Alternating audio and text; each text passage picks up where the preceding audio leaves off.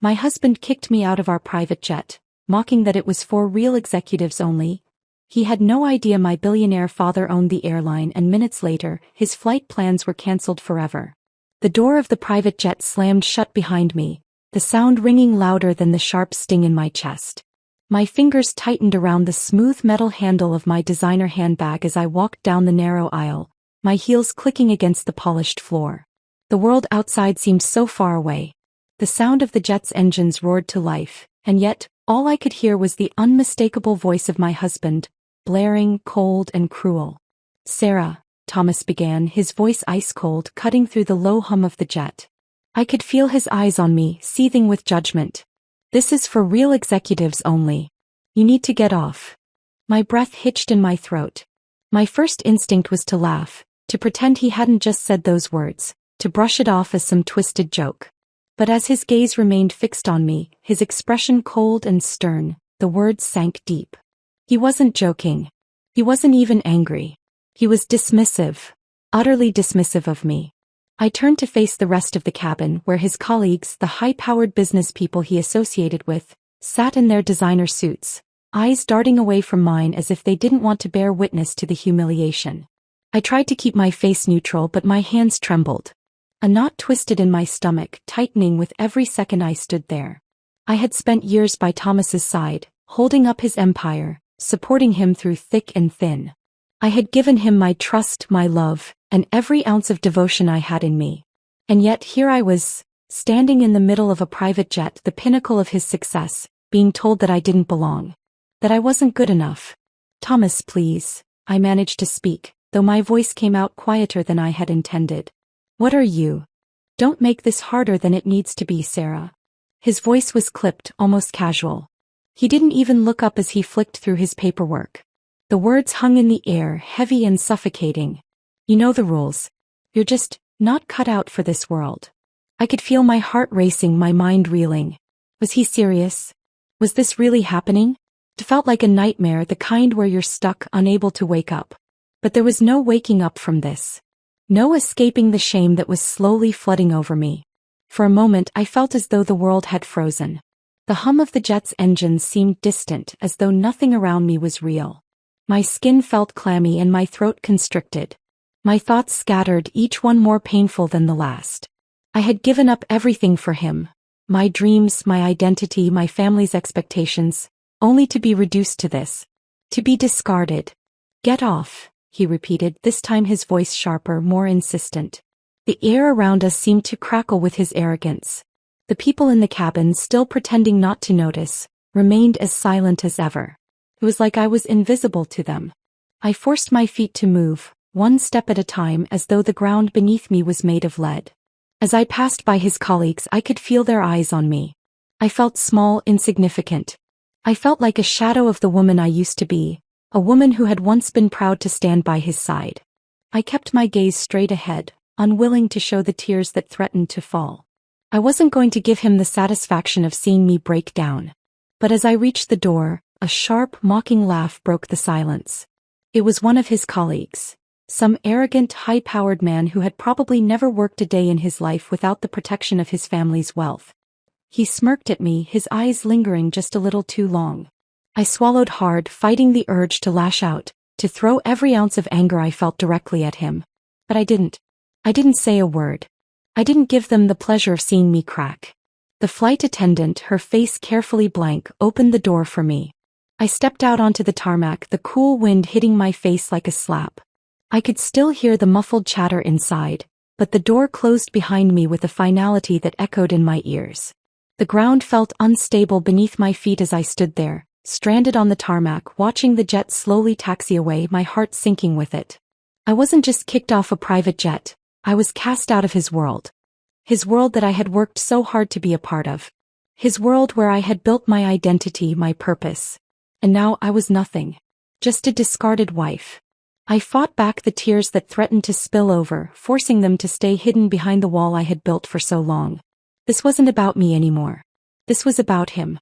About the way he had treated me, the way he had dismissed me, the way he had destroyed everything I had ever known. But even as I stood there, fighting the crushing weight of shame, something inside me shifted. I could feel the anger rising, simmering just beneath the surface. I wasn't going to let him get away with this. I wasn't going to let him think he could humiliate me and get away with it. I wasn't his plaything. With a steady breath, I pulled my phone from my bag and dialed a number I had kept hidden from him for years. My father's number. The one person who knew the truth, who knew who I really was. My father who had built an empire of his own. My father who owned the airline Thomas had just kicked me off of. As the phone rang, I realized something. This was no longer just about revenge.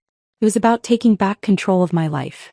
It was about proving to myself that I was worth more than what Thomas had tried to reduce me to. And so, with a calm I hadn't felt in years, I waited for my father to answer. I knew deep down that this moment was the beginning of everything. The phone call felt surreal as it rang in my hand, echoing louder in the silence that had descended on the tarmac. My fingers hovered over the screen, hesitation gnawing at me for just a moment. I knew what I had to do. I knew that one simple call could change everything, but I didn't know how I would feel afterward. Would it bring relief or just deepen the hole in my chest? Could this really be the beginning of something different for me? The truth had always been there, hidden behind layers of privilege, comfort, and silence. But now, standing alone on that cold tarmac, everything came into sharp focus. I wasn't just Sarah, the devoted wife of Thomas. I wasn't just a figure at his side. I was someone else. I had always been someone else. And it was time to acknowledge that. I pressed my thumb against the screen, dialing the number I had kept secret for so long. My heart pounded in my chest as the phone rang on the other end, each tone marking a beat in the changing rhythm of my life. My father had always been a man of power and influence, someone I had been proud to stay hidden from my husband's gaze. Sarah. My father's voice broke through, sharp and clear, familiar in a way that almost made me want to crumble. He always had that way of making everything feel solid, even when the world around me felt shaky. What's wrong? I could hear his concern, but I didn't want to explain everything right now. It wasn't about him, it was about me. I had spent too long in the shadows of other people's lives, blending into a role I never quite fit into. Today was different. Today I was going to do something that might shock him, might surprise even myself. Dad, I need your help, I said, my voice more steady than I expected. I need you to cancel a flight. A private jet. Thomas's jet. The line went silent for a beat, and then he spoke again, this time with a hint of caution, though I could sense his attention was fully on me now. Why? I'll explain later. Just do it. He's not who I thought he was. I need this. The words came out with an urgency I couldn't mask, but there was also something more beneath them. A plea, a request for something bigger than just revenge. I needed to feel alive again, to make a mark that couldn't be erased no matter what the cost. My father didn't ask further questions. He never did, not when I sounded like this. Like the woman who had once stood strong before the world. The woman who used to speak up before the years of being silenced and overshadowed by Thomas's world. Done, he replied, his voice cool and collected as always. I'll let you know if anything else comes up. You take care of yourself, Sarah. Thank you, Dad. I didn't know what else to say. There was a lump in my throat, but I swallowed it down. The hardest part was over, wasn't it? I hung up, the weight of my own decision settling in my chest. My fingers trembled slightly, but my mind was clear. I had made a choice. I had stepped out of the dark corner of my life and into a new light, one where I held the power. I had always been so afraid of showing my true self, so afraid of what might happen if I stopped being the perfect, quiet wife. But now there was no turning back. I looked up at the jet as it taxied slowly along the runway, my husband unaware of the storm that was brewing behind him. I watched the jet's sleek frame gleam in the sunlight, its engines roaring in defiance of everything I had once thought was my life. He sat inside that jet, oblivious to the fact that his world was about to crumble. How had I let myself become this small? How had I allowed him to treat me like nothing more than a shadow? The sadness I had once carried began to evaporate, replaced by something unfamiliar, a strange sense of freedom that I had not felt in years. My gaze didn't leave the jet. I watched as it sped down the runway, its wheels lifting off the ground. It soared higher and higher, taking Thomas away from me, taking him further into the skies of his corporate world. But this time something was different. I wasn't watching him go with regret or pain. This time I was watching with a sense of triumph.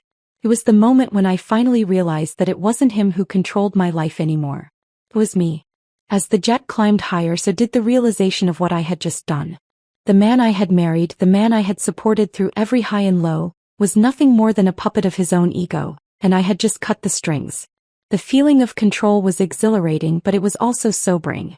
I knew that there would be consequences. I knew that my decision had just shattered a part of my life I had spent years building. But for the first time in a long while, I felt alive. Alive in a way that I hadn't known I could feel. The anger, the betrayal, the resentment, it was all there, but it was also something else. A release. I watched the plane disappear into the distance, knowing that it wasn't just Thomas who was flying away from me. It was everything I had once believed about myself. And as I stood there, alone on the tarmac, I realized that I was no longer the woman who would silently suffer for the sake of a marriage, for the sake of a man who didn't see her for who she truly was. For the first time, I understood what it meant to take back control. It wasn't about making him pay, although that was certainly part of it. It was about finding my own power, stepping into a future that was mine to shape. The realization hit me like a wave crashing against a cliff. Overwhelming yet strangely calming. I wasn't just Sarah, the wife. I wasn't just Sarah, the background player in his grand narrative. I was Sarah, a woman with a past, with a future, and with the strength to carve out a new life on her own terms. For the first time in years, I could breathe. And I wasn't going to let anyone, especially not Thomas, take that away from me. The moment I ended the call with my father, a strange silence settled over me. The jet was now a distant speck in the sky, and with it my old life seemed to be drifting away as well. I stood on the tarmac, the cool wind sweeping across my face, mixing with the dry sting in my eyes. What had I just done? There was no going back now, no undoing the choice I had made. I had made a decision that would change everything, not just for Thomas but for me.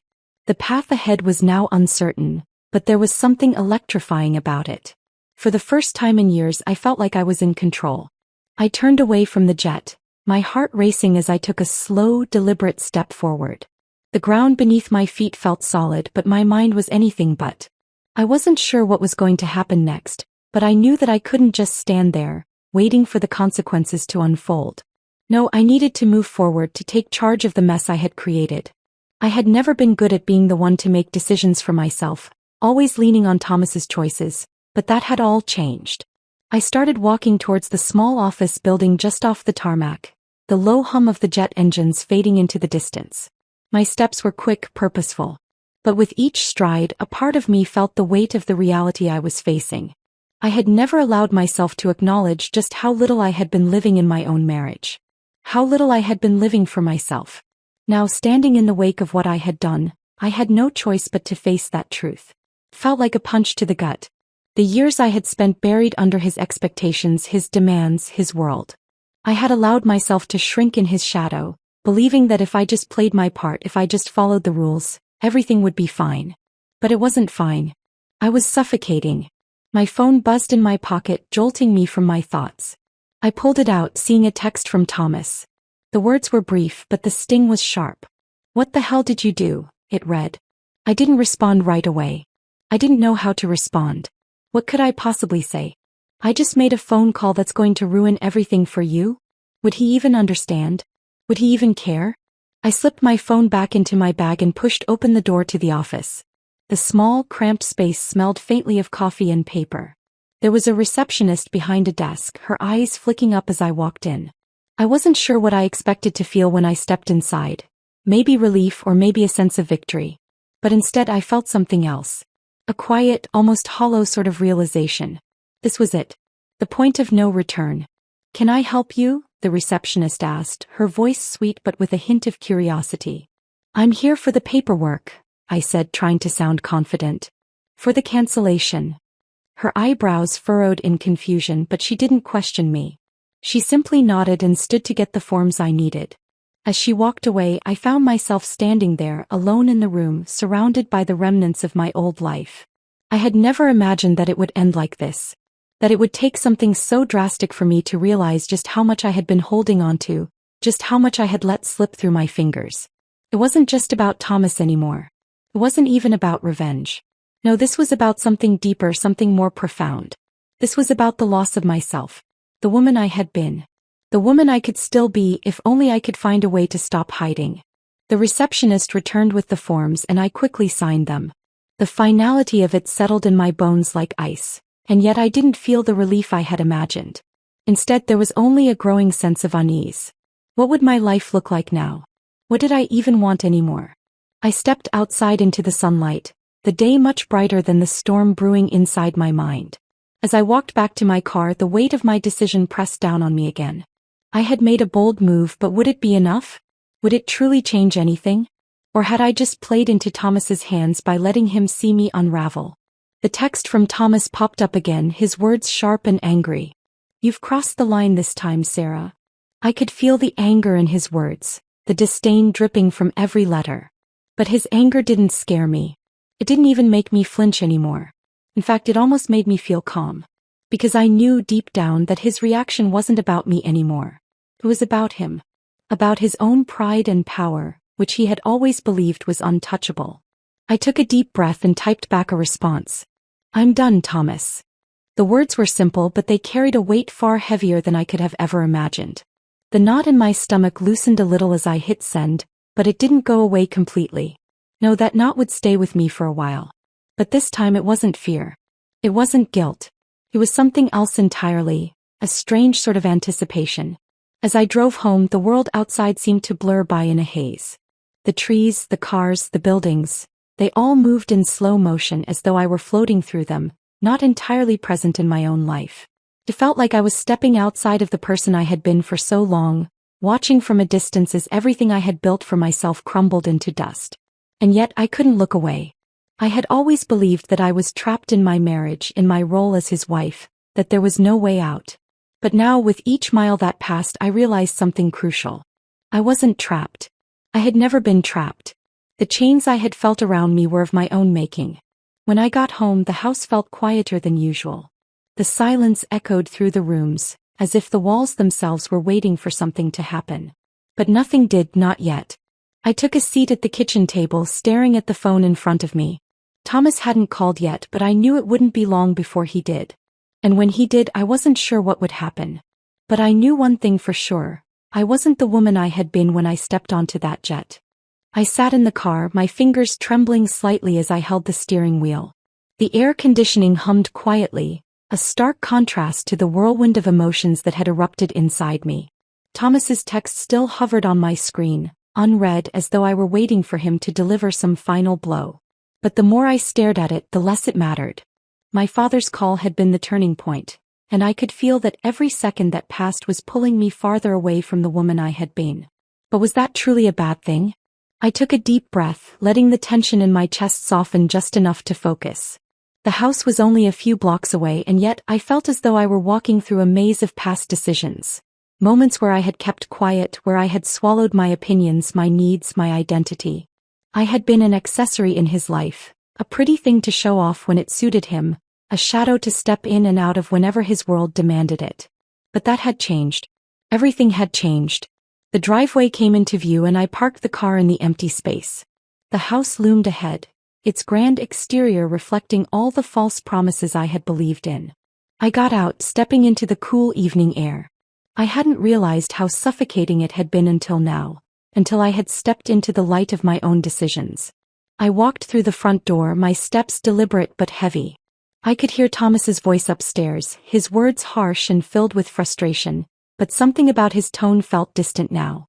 I no longer felt the weight of his presence the same way I once had. It wasn't that I didn't care anymore. No, it was something deeper.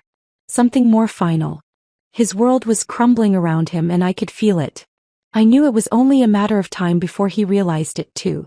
I stood in the hallway for a moment, listening to his muffled voice grow louder as he moved toward the staircase. The time for silence was over. The time for hiding was over. I didn't need to be afraid of his anger anymore. What he was about to face would be far worse than anything he could hurl at me. He came down the stairs, his face flushed with frustration. His eyes locked onto me with a look of disbelief, as though he couldn't comprehend what had just happened. And for a moment I almost felt pity for him. Almost. "Sarah," he spat, his voice rough with anger. "What the hell did you do? You have no idea what you've just cost me." I stood there, unflinching. I didn't back away. I didn't shrink into myself. Instead, I looked him dead in the eye, my voice calm, though there was a certain weight behind it. I think you're the one who doesn't understand, Thomas. You've been treating me like I'm invisible for years, and now you're upset because you've been caught up in your own web of lies and power plays. He was livid, his fists clenching at his sides. I could feel the energy in the room shift, like the tension in the air had reached its breaking point. He was used to being in control, used to being the one who commanded attention, who made the rules. But this time the rules had changed. "Do you think this is a joke?" he growled. "You don't know what you've done. You've ruined everything. My business, my reputation. It's all going to collapse because of your little stunt." I could see the panic in his eyes now, the way his control was slipping. It was almost satisfying. But I wasn't here for satisfaction anymore. This was about something far bigger, something he would never understand. "You don't get it, do you?" I said softly, stepping closer to him. "This was never about you, Thomas. This was about me. About my life. About taking control of my own destiny." His face twisted with disbelief. "Your destiny? You think you've been living some kind of fairy tale, Sarah? You've had everything you could ever want. And now you're throwing it all away." I shook my head, feeling the weight of his words slide off me like water. He didn't get it. He never had. His life had been about wealth, status, and appearances, while mine had been about survival. About figuring out how to live in a world that didn't value me for who I truly was. But that had changed. It had to change. "I've been living your life, Thomas," I said, my voice barely above a whisper. "I've been living in the shadows of your world, pretending to be something I'm not. But no more." I could see the realization creeping into his eyes, the understanding that the world he had built for himself was now slipping away. He opened his mouth to speak, but the words caught in his throat. For the first time I could see it, he was scared. Scared of losing everything he had worked so hard to control, but more than that, scared of losing me. Losing the one person who had always been there to pick up the pieces when things went wrong. But it was too late. I wasn't going to be that person anymore. "You're right," I continued, my voice steady, though a sharp edge cut through each word. "You've ruined everything, Thomas. But it's not just your business, your reputation. It's your entire life. And I've been a part of that. I've been part of the destruction, and I'm not going to keep pretending that I'm okay with it." He took a step toward me, his face twisted with anger and desperation. "You're making a huge mistake. You don't even understand the consequences of what you've done." "I understand perfectly," I said, my voice firm. "I understand that I've spent years making myself small so you could feel big. But I'm done. I'm done being your sidekick. I'm done being the wife who supports you while you play God with other people's lives." His face hardened, but I could see the fear behind his eyes. The fear that everything he had built was about to crumble. And in that moment I realized something. This wasn't just about me taking control of my own life. This was about him facing the consequences of his own actions. For once he was the one who was powerless. "You can't undo what's been done," I said quietly, my voice carrying a weight I didn't expect. "And I'm not going to be part of this anymore." He stared at me for a long moment, his lips parted as though he were about to say something. But he didn't. He couldn't. The silence between us grew, and for the first time, I realized that there was nothing more for us to say. I turned and walked out of the room, leaving him standing there, powerless, unraveling before his own eyes. He had no idea what was coming next. No idea that his empire, his reputation was already crumbling beneath him. But I did. And for the first time in a long while I felt free. I could feel the tension crackling in the air as I closed the door behind me. The house, which had once been a symbol of comfort and safety, now felt more like a cold, suffocating cage. As I moved through the hallway, the weight of my decision settled deeper into my bones. Thomas was still inside, no doubt seething with rage, but I couldn't let that affect me anymore. I had made my choice and I wasn't turning back. The house felt empty now, even though he was just a few rooms away. It was as if the walls themselves had absorbed all the years of resentment, the silent arguments, the unspoken truths that had always lingered beneath the surface of our marriage. Every step I took seemed to echo in the stillness, each one a reminder of how far apart we had grown, even when we were still in the same room.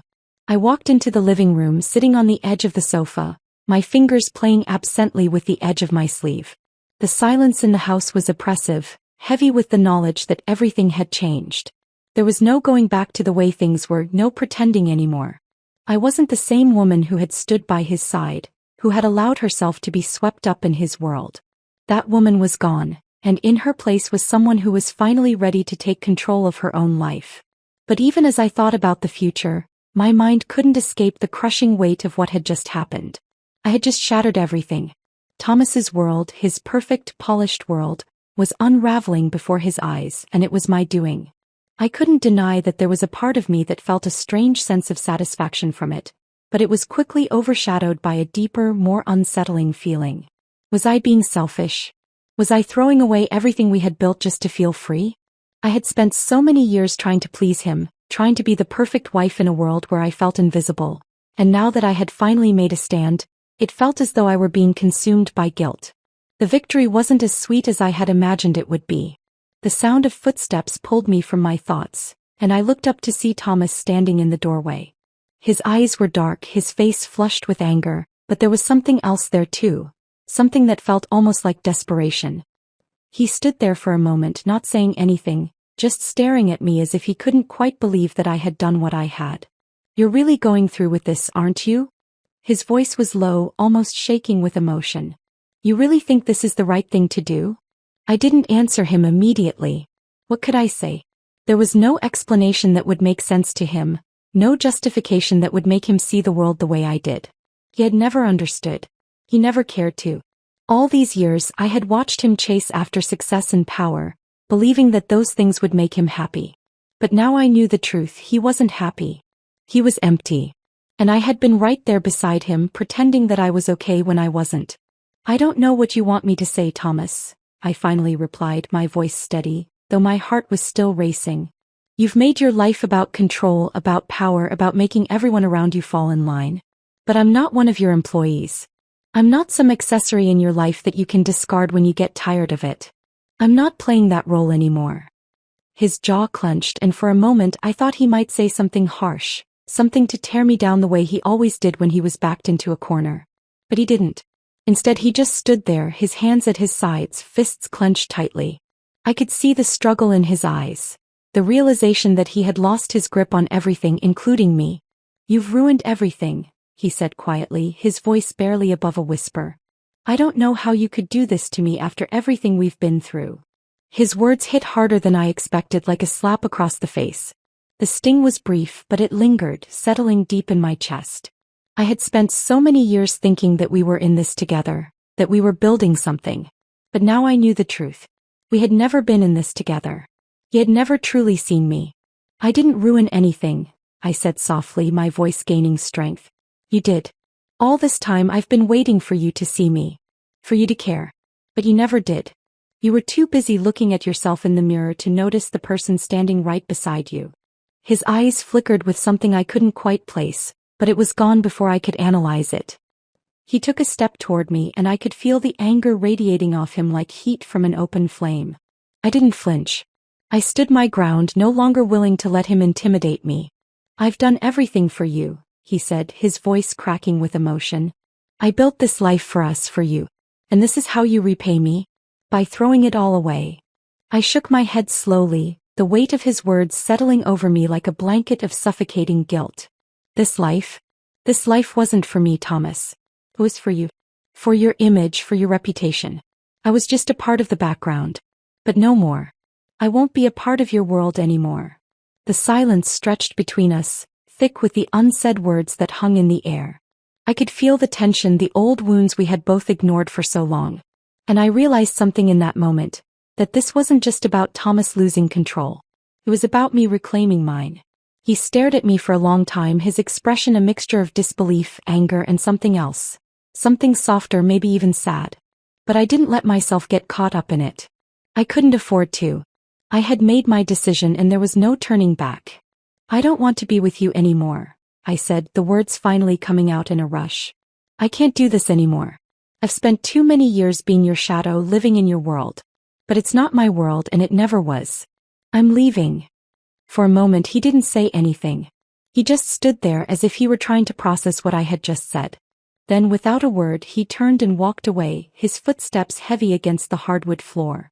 I watched him go, the weight of everything settling on my shoulders. I didn't feel relieved. I didn't feel free. I just felt empty. But that emptiness was mine now. It was mine to fill however I saw fit. I stood there for a long time, staring at the place where he had been, letting the finality of the moment sink in. Our marriage, our life, everything had been a lie. But now, for the first time in years, I was free to figure out who I was without him. And that, for all the pain and uncertainty, was something worth holding on to. The house felt strangely silent, like the calm after a storm. I sat in the same spot where I had just confronted Thomas, but now the space felt different. The weight of the decision hung in the air, and yet there was no immediate sense of relief. I wasn't sure what I was supposed to feel. Should I feel triumphant? Should I feel sadness? Maybe even guilt? Everything about this moment was unfamiliar, and it made my chest ache with uncertainty. As I sat there, my eyes scanned the room, landing on things that once held so much significance. The family photographs that lined the walls, our smiles frozen in time, capturing moments that felt so hollow now, seemed like lies. It wasn't just the memories that had changed. It was me. I no longer recognized the woman I had been just a few days ago. The woman who let herself be defined by someone else's expectations. For years I had hidden myself, burying my own voice in favor of Thomas's. I had been his reflection, his accessory, his partner in a game that wasn't mine to play. It had been easier that way. Easier to stay in the background, to swallow my own desires and dreams, and to make him happy. I had convinced myself that by supporting him, by being there when he needed me, I was doing the right thing. But now, the realization was glaring and undeniable. I had spent my life in a role I never wanted, in a relationship that had always been one-sided. The silence stretched on, and I realized that, for the first time, I didn't need his approval to feel whole. It was such a small thing, a revelation, but it felt monumental. I didn't need to apologize for taking up space. I didn't need to shrink myself just to make him feel bigger. The truth was that I had been living someone else's life for so long that I had forgotten what it felt like to live my own. I stood up from the sofa and walked over to the window, looking out into the evening sky. The city lights below twinkled in the distance, indifferent to the mess that had been made of my life. But that's when I realized, this mess wasn't mine to fix anymore. It wasn't my responsibility to keep everything in line, to be the quiet observer while everyone else took the lead. I had a voice and I had the power to use it. The thought struck me like a lightning bolt. My whole life I had been waiting for someone to give me permission to speak, to express myself. But now no one could hold me back anymore. I had been silenced for far too long, trapped in a marriage where I wasn't seen for who I really was. But now I was beginning to see myself for the first time. I let out a breath, the tension in my shoulders finally easing. It wasn't easy, not by any means. The weight of the past few years still clung to me, heavy and suffocating, but the future felt lighter. It felt like a blank canvas waiting to be filled with whatever I chose. And for the first time, I realized I was no longer afraid of what that future might hold. The sound of my phone buzzing on the table broke my reverie, and I walked over to it, picking it up. It was a message from my father. "How are you holding up, sweetheart?" the text read. I smiled at the simple words, the reminder that I wasn't alone in this. For all the mess and chaos that had engulfed me, my father had always been a steady presence. He had always believed in me even when I didn't believe in myself. "I'm okay, Dad," I typed back, my fingers moving quickly over the screen. "It's not easy, but I'm getting there." The response was immediate. "Good. Don't forget that you're stronger than you think. You've always had the strength within you. Trust yourself." The words were comforting, but more than that, they felt like a challenge. A challenge to truly trust myself, to believe that I could stand on my own 2 feet and create a life that was mine, not just a reflection of someone else's dreams. It was time to stop living for him, for his success, for his vision. It was time to live for me. I set the phone down and walked to the kitchen, my movements slow but purposeful. I needed to ground myself, to do something that reminded me I was still here. The sound of the kettle boiling brought a strange sense of normalcy back, as if the world outside hadn't come to a crashing halt. It was a small thing, making a cup of tea, but it felt symbolic. A new chapter was beginning, and it started with the smallest, simplest actions. As I poured the hot water into the mug, I thought about the past, about the years I had spent with Thomas. It hadn't been all bad. There were moments, fragments of happiness, of love. But the truth was that those moments had become fewer and farther between as time passed. I had allowed myself to become complicit in a relationship that drained me, that made me feel like I was nothing more than an afterthought. And for what? For a life of luxury that I didn't even want? For a status that didn't mean anything when I was alone in a house filled with emptiness? The steam rose from the mug and I took a deep breath, letting the warmth fill me. I had spent so long trying to be someone I wasn't, trying to be the woman Thomas wanted me to be. But now I could be myself. And that was the most liberating feeling I had ever known. I sat down at the table with my tea, feeling an odd sense of peace settle in my chest. I wasn't sure where I was going or what the future held, but for the first time I didn't need to have it all figured out. I just needed to trust myself, trust the path that was opening before me, even if it was uncertain and unfamiliar. I could feel a new strength building inside me, like a seed taking root in the dark soil of my soul, ready to grow into something strong and beautiful. The phone buzzed again, and this time it was a call. I glanced at the screen, seeing Thomas's name flash across it. My heart skipped a beat, but I didn't pick up. I wasn't ready to face him, not yet. Maybe I never would be. But I knew one thing for sure. I wasn't the same woman who had picked up his call so many times before, desperate to fix things to please him. This time I wasn't going to run toward him. This time I was going to run toward myself. The tea had long gone cold, untouched, sitting beside me on the table. I hadn't even noticed it. My focus was on something else entirely. My reflection in the glass of the window before me. The world outside seemed distant, yet so much closer now that I was seeing it with fresh eyes. The soft glow of the streetlights below cast long shadows across the room, and for the first time in what felt like forever, I saw the woman who had been hiding behind the mask of a wife. I wasn't sure when I had disappeared into the background of my own life, but in that moment I knew one thing. I was back. It wasn't as though I had never been here before, standing in the quiet aftermath of everything I had known. But before I had never truly embraced it. Now the silence felt different. It wasn't cold and isolating. It wasn't the quiet of a woman who had been forgotten. No, this silence was mine. I had earned it. And more than that, I had earned the right to fill it with whatever I chose. I stood from the table and walked to the small bookshelf in the corner of the room, my fingers brushing lightly against the spines of the books that had always lined the shelves. There were old novels there, ones I had read long ago when the world felt full of possibilities. But now, as my fingers traced the dust-covered covers, it hit me. I hadn't picked up a book in years. Not for me. Not for my own pleasure. I had spent so much time being who I thought I needed to be, filling my days with tasks and obligations, with responsibilities that weren't truly mine. I pulled a book from the shelf, a worn copy of something that had once sparked my imagination. The pages were yellowed, and the words seemed to pulse with life as I flipped through them. For the first time in a long time I felt something stir inside me. A longing, an unspoken desire to reclaim all the things I had set aside for so long. I had given so much of myself to Thomas, to the image of the life we were supposed to have. But what about the life I had wanted? What about the woman I used to be? I set the book down and walked to the window, leaning against the frame as I stared outside. The city was alive, bustling, full of movement, yet I felt still. I didn't feel trapped anymore. I felt free. A little scared perhaps, but mostly I felt the weight lifting off me. For the first time in my life I could breathe without looking over my shoulder, without wondering if I was doing the right thing, if I was living up to some expectation that had been placed on me. I didn't need permission anymore. I didn't need anyone's approval. The next morning I woke up with a renewed sense of purpose. I had spent so many years neglecting my own needs, my own desires, that now it felt almost foreign to think about what I wanted. But there it was, like a spark flickering inside me. I wanted to live for myself. I wanted to do something that was truly mine. So I did what I hadn't done in years. I made a list of things I loved, things I wanted to try, things that had been buried under the weight of a life I had lived for someone else. I walked into the kitchen, feeling the sun warm my skin as it filtered through the window. The smell of fresh coffee filled the air and I took a deep breath. This was my space now.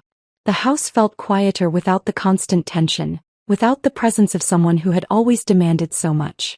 The walls, once oppressive, now felt like a canvas for me to paint my own future.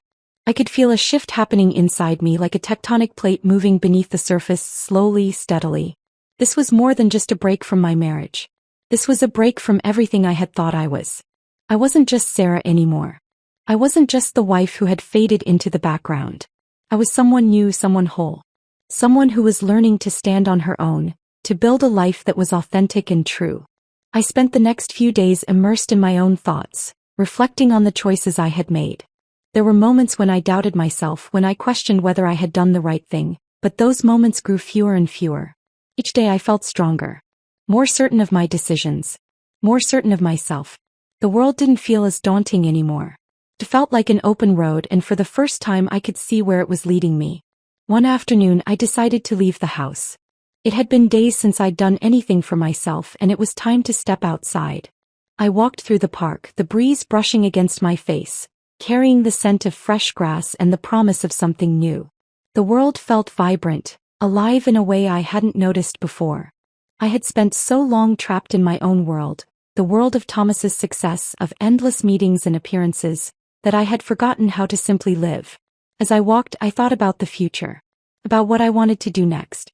I wasn't entirely sure yet, but I knew one thing for sure. I wasn't going to live the way I had been living. I wasn't going to let my life be defined by anyone else. The power to shape my own future was in my hands, and I would use it to carve a path that was uniquely mine. I passed by a small art gallery on the corner of the street, and something inside me stirred. I had always loved art. It had been one of my passions, something I had forgotten in the rush of everyday life. Without thinking, I stepped inside. The bright colors and abstract shapes filled the room, and for a moment, I was transported to another world. It was as though the paintings spoke to me, each one echoing the quiet rebellion that had been brewing inside me for so long. I lingered there for a while, lost in the beauty of the art, feeling a connection to something that was wholly mine. As I left the gallery, I made a decision. I was going to take a class. I was going to learn something new, something that was just for me, something that would help me rediscover the person I had been and the person I was becoming. The world was full of possibilities, and I wasn't going to sit on the sidelines anymore. That evening I made dinner for myself. A simple meal, nothing extravagant, but it felt meaningful. I wasn't cooking for anyone else. I wasn't setting the table to impress or to please. I was doing it for me. As I sat down to eat, I realized how much had changed in such a short time. I had reclaimed my life piece by piece, and I was starting to understand what it meant to truly live. I wasn't perfect. I knew there would be difficult moments ahead. But in that moment, with the warmth of the meal filling me, I knew I had made the right choice. This life, the one I was building for myself, was mine to shape. And it was only just beginning. The weeks after I had finally left Thomas felt like both a blur and an eternity. Time passed slowly, but with each day, I could feel myself shedding the layers of the woman I once was. There were moments, brief flashes, when the old doubts crept in, the ones that told me I had made a mistake, that I wasn't strong enough to do this alone. But those moments grew fainter, less convincing, until they were just memories of someone I no longer recognized. I was learning how to live for myself, and it wasn't easy. Every small step, every action I took that was purely for me, felt like an act of defiance against the woman I had been. And yet there was something incredibly freeing about it, a sense of peace that I had never known before. I wasn't constantly waiting for validation, for approval. I was living my life on my terms. For the first time in what felt like forever, I could breathe without fear, without wondering whether I was doing the right thing. It wasn't that I didn't have moments of weakness. Of course I did. I missed the comfort that had once been my life, the routine I had known so well. There were days when the silence in the house felt overwhelming, like a presence I couldn't escape. But even in those moments, I was beginning to realize something crucial. I had spent so long being afraid of silence. But silence wasn't the enemy. Silence was my opportunity to hear myself, to hear my own thoughts without the constant noise of someone else's expectations drowning me out. One evening, as I sat in the living room with a cup of tea in my hands, I couldn't help but think about Thomas. It wasn't an obsession, just a fleeting thought that passed through my mind. I wondered how he was coping, what he was doing now that I was gone. The thought of him felt distant, like someone I used to know, someone I used to care for, but whose presence no longer defined me. The phone buzzed on the coffee table and I glanced at it. It was a message from my father. "How are you holding up, Sarah?" he asked. The simplicity of the message brought a lump to my throat, and I found myself staring at the screen for a moment longer than necessary. I hadn't realized how much I needed someone to check in on me, to remind me that I wasn't doing this alone. My father had always been my anchor, a steady presence in a sea of uncertainty. And in that moment his support felt like a lifeline. "I'm doing better, Dad," I typed back. It's still hard sometimes, but I'm figuring it out. One day at a time. A few minutes later, my phone buzzed again. This time, the message was simple. I'm proud of you. You're stronger than you think. I smiled at the words, letting them sink in. He was right. I was stronger than I had given myself credit for. I had spent so much of my life doubting myself, thinking I wasn't enough, that I needed someone else to define me. But I had learned the hard way that true strength came from within. It wasn't about what others saw in me. It was about how I saw myself. That night, as I lay in bed, I thought about all the things I had learned in the past few weeks. The lessons that had slowly but surely started to shape me into someone new. I had learned how to stand up for myself, how to say no when it mattered, and most importantly, I had learned that I was worthy of the love and respect I had so often denied myself. I had spent so much time making excuses for why I couldn't be who I wanted to be, but now I realized the truth. I had always been capable of more than I had believed. The days turned into weeks and the weeks into months. With each passing day, I grew stronger, more confident in my own skin. I had started taking yoga classes, something I had always wanted to do but never had the time for. I had joined a book club, something I never thought I could do on my own. The small things started adding up. Things I had pushed aside, things I had told myself weren't important, because they weren't part of the life Thomas and I had built. But now, those things were the foundation of the life I was creating for myself. I had also started working again, taking on freelance projects that challenged me and made me feel like I was contributing something meaningful to the world. It wasn't about the money, although that was nice too. It was about rediscovering my passion, my drive. It was about finding purpose in the work I did, something I had never experienced while working for Thomas. But it wasn't just the external changes that had begun to take root. It was the internal transformation. I had spent so many years trying to fill a hole inside me with external things. Success, approval, possessions, that I had never taken the time to really look inside myself and ask what I truly wanted. Now I was learning how to listen to myself. I was learning how to trust my instincts, to follow my heart without fear of what others might think. One morning I stood in front of the mirror, really looking at myself for the first time in years. The woman who stared back at me wasn't perfect. She wasn't flawless. But she was strong.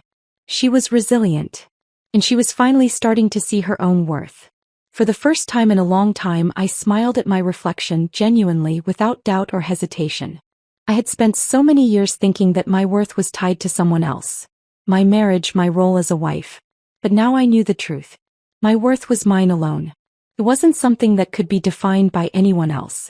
It was something I had to create for myself. And for the first time in my life, I was proud of the woman I had become. That evening, I sat down at the dining table, not as a woman who had been lost, but as someone who had found her way. I thought about the future, about what it might look like, about what I wanted it to be. It was still uncertain, still full of unknowns, but that was okay. The beauty of the unknown was that it was full of possibilities. And I was ready to embrace them. I had learned a final important lesson. The power to shape my own life had always been within me. It was never about the things I had, my marriage, my possessions. It was about the strength I had inside, the power to choose my own path, to create my own story. And now I was ready to write the next chapter. If you've ever felt like you're living someone else's life, hidden in the shadows of other people's expectations, I want you to know that you're not alone. I spent so many years believing that I wasn't enough, that my worth was defined by others. But I'm here to tell you, just like I learned, that your worth comes from within. You have the strength, the power, and the voice to create a life that is truly yours. Don't wait for permission to live the life you deserve. Start today. Embrace your independence, your dreams, and your truth, because no one can define you but you. I believe in you, and you should believe in yourself too. If this message spoke to you, don't forget to hit the subscribe button for more inspiring stories. And if you liked this journey of self-discovery, please give it a thumbs up. Your support means the world and helps me keep creating content that empowers and motivates. Thank you for being here.